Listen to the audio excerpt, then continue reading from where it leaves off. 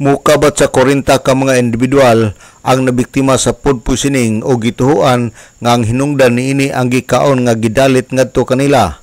Sa nakalap nga taho sa DXDD News Team nga ang maong individual kadaghanan niini mga bata nga tinun-an sa Panay Elementary School sa lungsod sa Clarin, Misamis Occidental.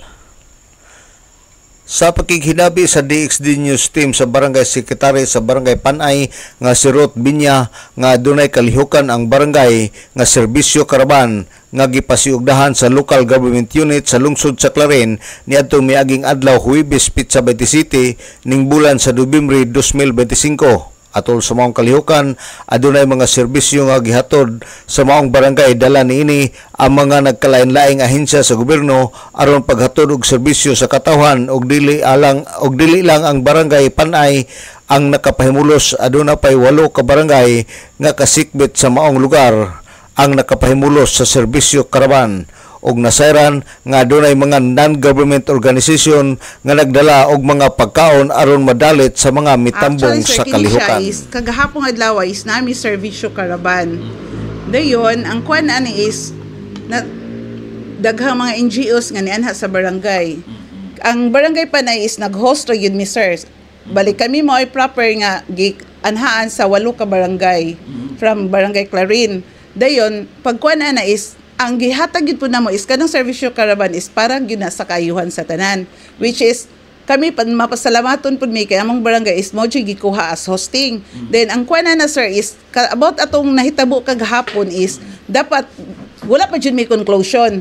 Kay actually sir si Mayor, yes sir, kay si Mayura gyud mismo gay sir wala pud nagpabaya kay tanan jud yung gibuhat. Actually kagahapon si Mayura ging waminal ni anha jud siya sa bay mga hospital kung asa dapit nga admit ang mga bata kay ani siya bali ang ila jud nakuanan is ni kun ang mga tao bali ni ana sila nga about daw kay bahin daw sa spaghetti nga gipang distribute which is kami po dili po mi makatuo kay actually ang doktor gani mismo sir ang Dr. Samars nag-istorya mi gid siya nga ni ana siya nga syempre ang masuka sa bata is spaghetti gyud kay mo may lang na nakaon then klase-klase lang gyud pud ilahang nakaon mo lagi na kay mo to giimbestigahan gyud nga siguro nakakuha mo pud mig sample so mo na siguro tong time mo conclude ta if unsa gyud ang kuan sa doktor na dayon unsay result sa lab.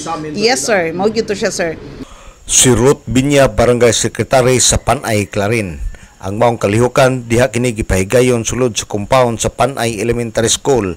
Matud pa ni Ma'am Jeneline Inok, ang TIC sa maong tunghaan nga niadtong higayunan nagpahigayon sila sa ilang klase o tungod lagi kay ang maong kalihukan anaa man sa Panay Covered Court nga naa nahimutang sa sulod sa compound sa Panay Elementary School ug atol usab nga ang mga bata nagpahigayon sa ilang recess ug apil kini nga gidalitan sa mga pagkaon. Mga launa ang takna ni atong adlaw nagsugod og sakit ang tiyan sa mga bata ug nagsuka hinungdan nga gidala kini sa duol nga tambalanan. Miro naay mga bata ni anhi dire nga nangayo sila og ma'am naay haplas ngayog ini tubig kay sakit ang tiyan. So kami as a teacher mahingawa pud taon sa mahitabo sa mga bata so gitagaan na mog tubig init ug haplas and then niingon pagyud ko nga butangi og udlot sa bayabas kay mao man ana atong na kuan na naanda nato nga himo lang natong first aid naaman unta mi medicine diri sa school nga provided gikan sa mong MOE but wa ko nagpataka og hatag og tambal kay wa ta kay baw basin unya maka-trigger na pod unya hinuon dahil makasala tag samot so mao lang to binisaya lang it's only the udlot sa bayabas and the hot water og haplas mao ra gyud and then daghan naman na commotion ning ana akong giadtuan didto akong gitan-aw kung unsa na gyud ang ilahang kahimtang dito sa mga bata. So pag abot na ko daghan na ang nagsuka. Nagsukahay na sila. Daghan na ang nagsuka. So ang kuan mao to nga abtik pud kaayo ang ato ang barangay council ang mga BHW nga ready pod ang mga kanang vehicle nila sa rescue. Si Ma'am Jeneline Inok ang teacher in charge sa Panay Elementary School. Gikumpirmar sa Rural Health Unit sa lungsod sa Clarin ug sa Department of Health Region 10 nga base sa data nga ilang nakuha, adunay 40 ka pasyente apil na niini ang mga hamtong ug sa 40 ka pasyente 23 niini ang na-admit sa ospital ug sa gara sa Gibati, Suka ug Kalibang. Sa pagkakaroon ang DOH ug ang Rural Health Unit sa Clarin ang nakakuha kini og sample aron ipadala sa DOH aron usab masayran kung unsay hinungdan sa pagsakit sa tiyan sa mga bata ug pagsukan niini. Ganina nakabalo ang ang DOH is alas 8 sa buntag. Nagpa-adto din mi sa mga hospital diri sa Tudela o sa Revelo na hospital.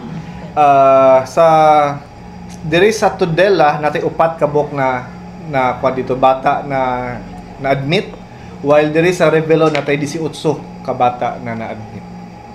So ang base sa ilang record sa hospital, Suka, Kalibang.